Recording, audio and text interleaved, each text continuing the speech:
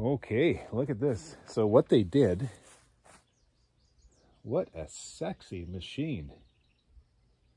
I'm almost afraid to fold it out.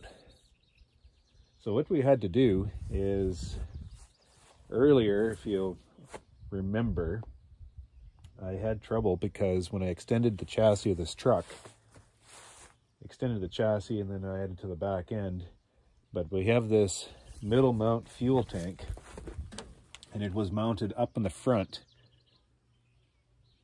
right where the pole of this easy loader comes down.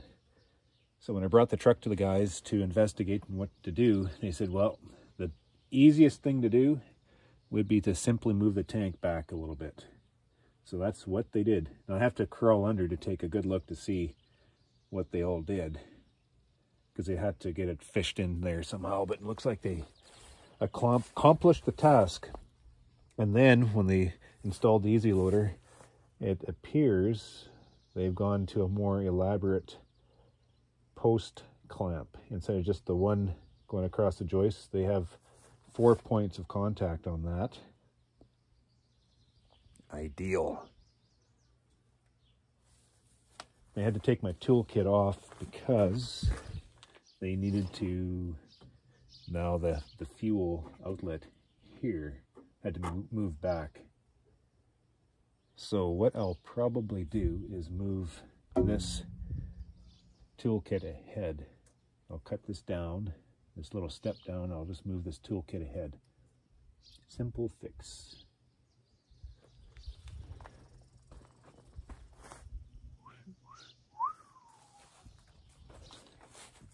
Let's take a look underneath here. Okay, so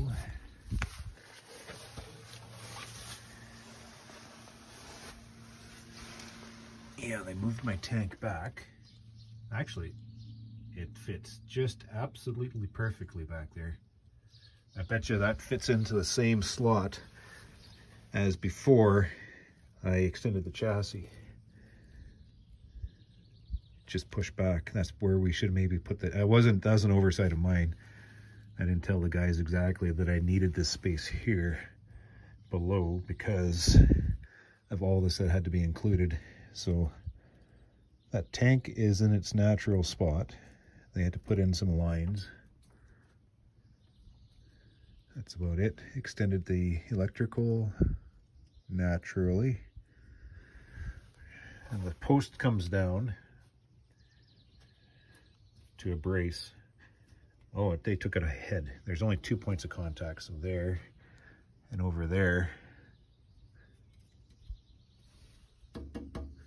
Because everything backwards here, this way, it's all cumbersome. So that works out real nice. All right. Let's see what they did with the electrical.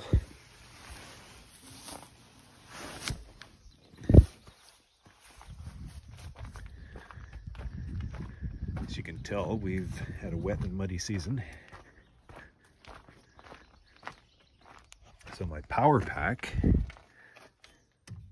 these are 2 deep cell marine batteries. Nicely put away.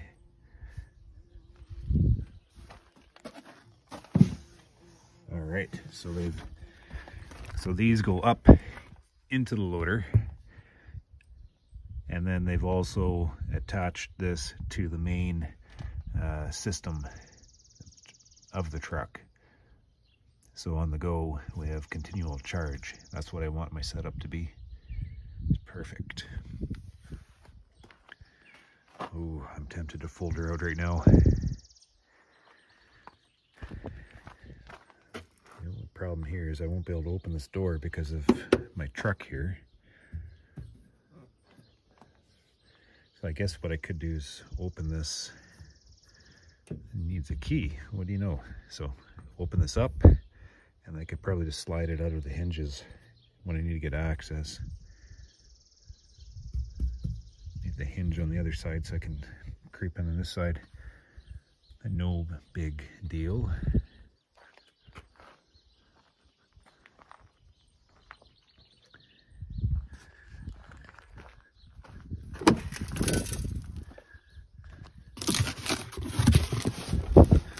box of goodies.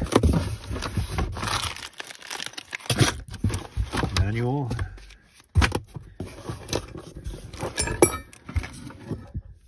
This is the on-off for the truck. If I wanted to include a switch in the truck to turn it on and off, I could do that.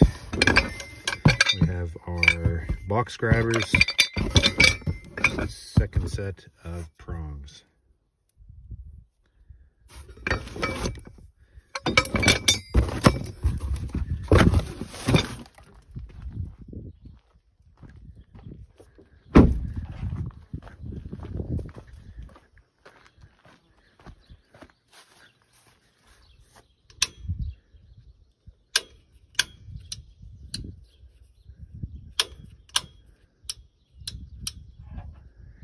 That's just for the lights, light bar. On, off, on, off, on, off.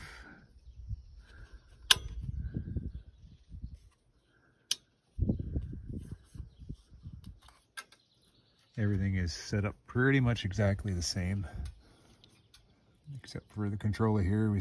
Looks like we have a brick. Ooh, and I have a load cell on too.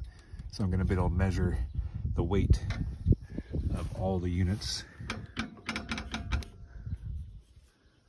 All my boxes coming off. Just adds to my continual assessment and experimentation. This one has a brake on it, which is going to be extremely handy. You know, there's some beekeepers complain about the brake, but this one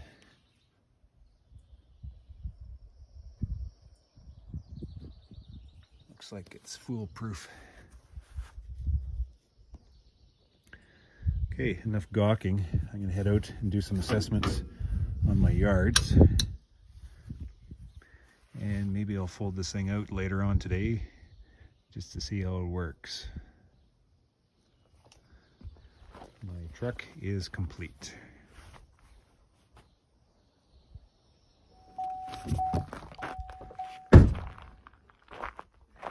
There we go.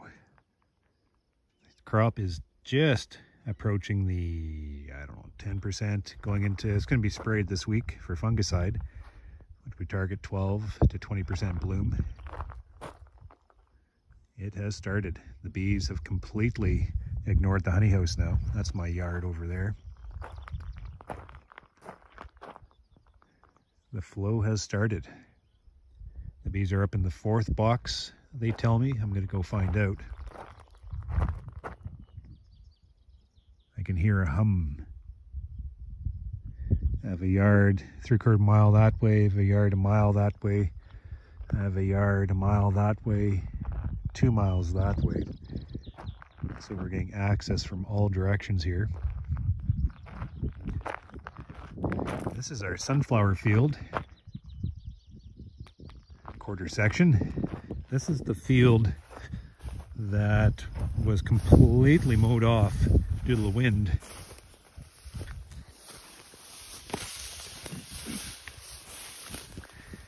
This land doesn't blow very often, but we just had a terrible wind, and you could just see sheets of dust wisping across the field. The sunflower was just, you know, a couple 3-leaf stage, and it absolutely mowed it down. Right down. You could hardly see the plant, but the growing point was still alive, and she has come back to life. This field actually I was hailed on too, so there's a miss here. So the hail knocked it right off. Worst place than others. Look at all the misses here. This might be, nope, this is hail damage. Nothing.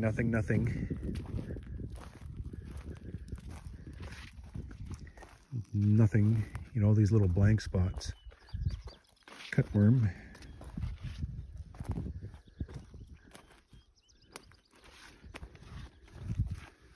Boy, but they struggle to come back. That little bit of staginess is good for my bees, not so much for the crop. Look at that.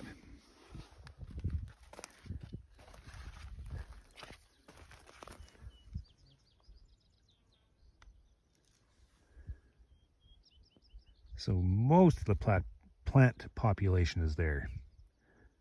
This is a tough spot, it's the headlands. Let's go inside just a little bit.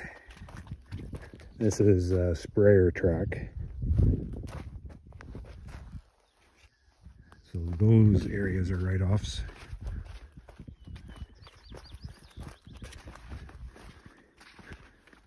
Sure is nerve-wracking trying to grow a crop.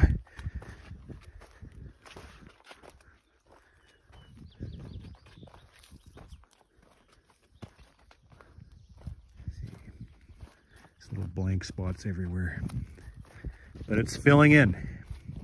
She's going to make a crop through all this adverse weather, and it's going to be a honey crop. I'll come back, you know, after the August long weekend. I'll be up to my nose, flowering, just covered in bees. I might move a bee yard just a half mile that way. Get some pollination.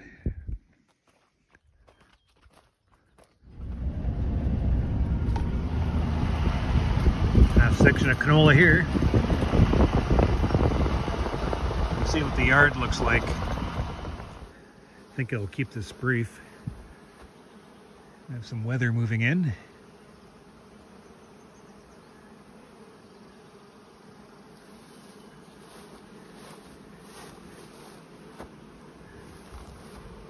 It is 27 degrees right now.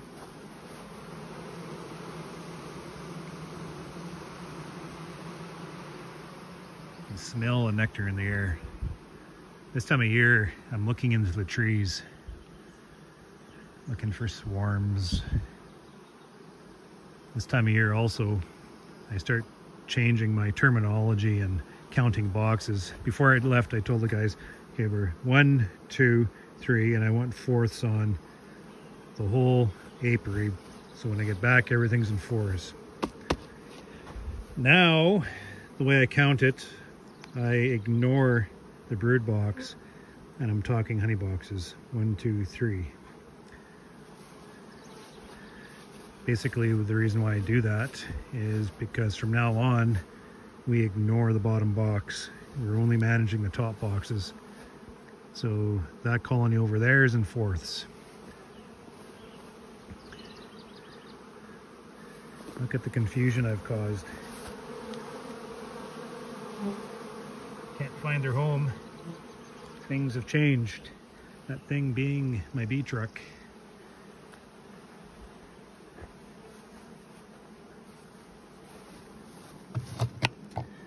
Let's see what they have inside here. So we'll be going around this coming week and woo, adding boxes. These colonies have nectar right to the top. I'll be getting another box for sure. So this first set of yards will be 11 yards, so roughly 450 or so, maybe 500 depending on how many boards. We're going to pick 11 or 12 yards and we're going to pull them first. So that'll be in 10 days. 2 weeks is going to be a long time, and I'm going to keep this front end just a little bit tighter so we can start a little bit sooner. So for colonies like this, what's this? This is a VSH queen. Let's see if they're up top yet. Not quite. Looks like they're up into the second honey box here.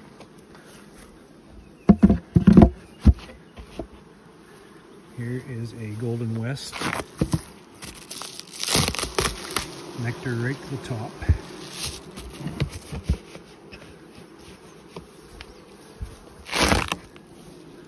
So I'm going to go around with the crew, anything like this, where they are up, but not too full.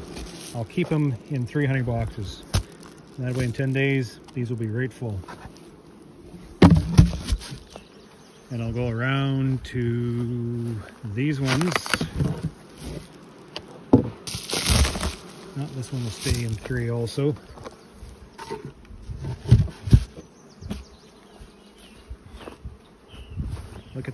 colony. Nectar being dried.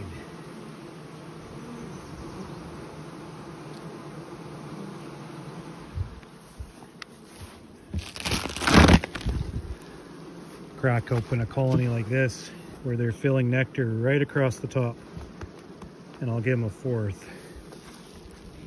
And that'll, because they'll need a little bit more space because they have that much more incoming nectar. And then when we strip these boxes off, they're going to get 2 empty right away and a third. So instant space. This one will stay as 3. These guys are just staged perfectly.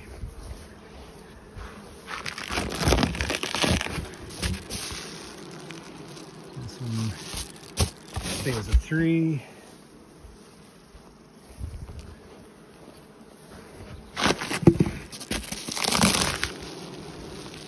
That's going to be a 3.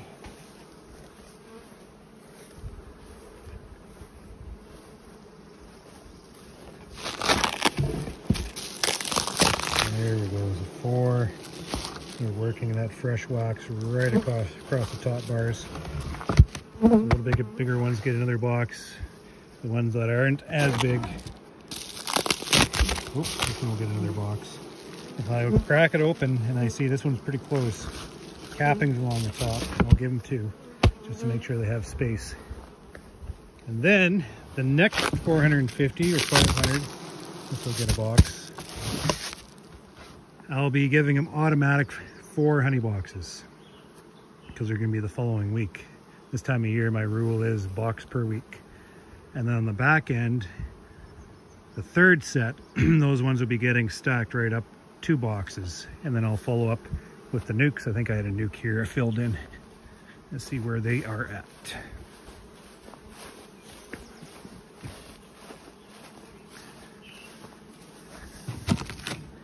I'll be putting an excluder on these. And they haven't quite worked out the foundation. So this one will get 1 box, 1 honey box. I'll put an excluder on it and an empty box because I don't want them to backfill that nest too much. I'll go around to the yards and I'll assess the strength of them. They'll be getting 1 honey box, 2 honey boxes. The ones further out, 3.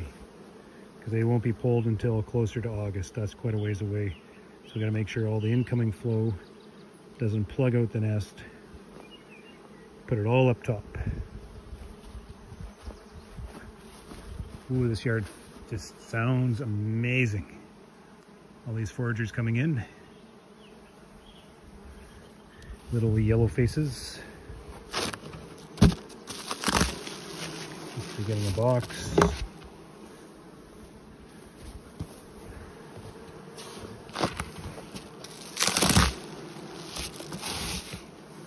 They are hot. Nice. Right to the top.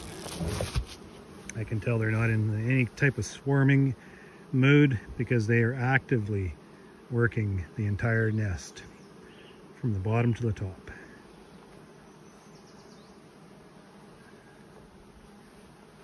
Boy, that honey flow sure has crept up on me.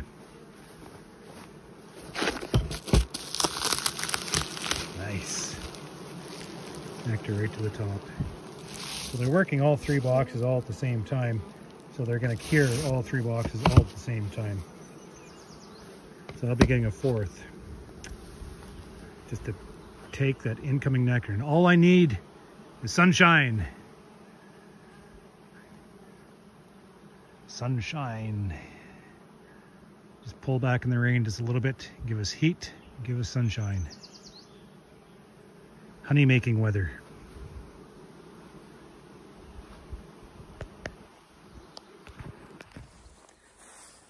Let's see if I can get into one of these nukes before this rain comes in. Just to see where they're at. Ooh, they're a little bit hot.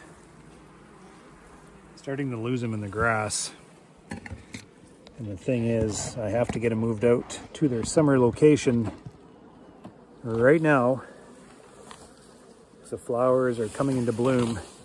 And I want to get them moved before I start stacking them up.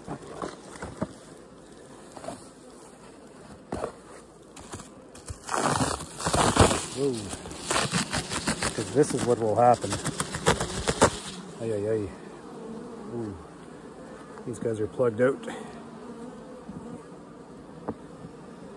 Ah, shit. So I have 5 frames of foundation. This is a can cell. I sure draw these out nice. And they're all plugged out. Well, maybe it just looks worse than it actually is, because sheets of brood right from the outside. They are getting ready to swarm. Cups, cups, cups, everywhere cups.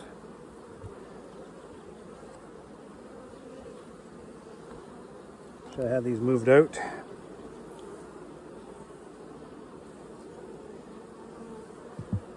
So if you ask what causes a swarming impulse, one of the biggest triggers is no place to put incoming nectar and backfilling the nest. And then no open brood, and then they bugger off.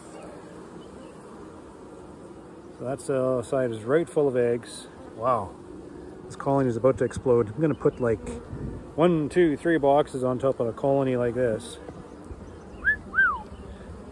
There's the queen on the outer edges, laying up any space she can. Wow. So that just added a little bit of motivation to my day. These splits, we mated these splits in terrible mating weather. And they got out somehow. It took them an extra 5 days, but they got out, they got back, and they're laying like a son of a bitch. I think we averaged 85% mating success. So it started slow, I think around 60%. Then it was all over the place, 60% up to 80%, and then down, then up to nearly 100%. So it's all over the map. One isn't as big.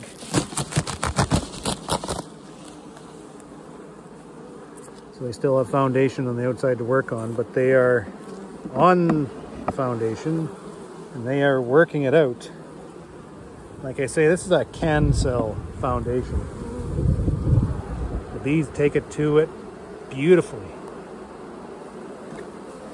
It'll be the foundation I buy from now on. I do believe the fellow uses Canadian wax. Wow, look at this frame. These are 2 to 3 brood frame splits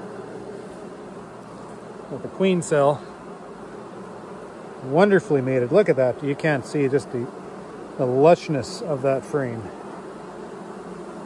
It's quite exciting. Colony like this, I'm going to give 2 boxes of comb on top. We have to push that nectar, incoming nectar, up. I cannot have them plug out this nest. And whether or not it pushes them out to the sides to finish off this foundation is just a secondary point right now. I want them up. I want them storing. That's just about drawn right out. Wow. Well, I doubt I'll be moving bees tonight. This side's right full of eggs. This side is pollen, eggs, nectar. Oh, there she is there. I bet you the most of those queens are on the outside looking for new space. But we're going to get rained out here by the looks of it. So I doubt we will be moving bees tonight. So I'll have to get up early tomorrow morning and start picking yards up and moving them out. Move them out to some late seeded canola fields.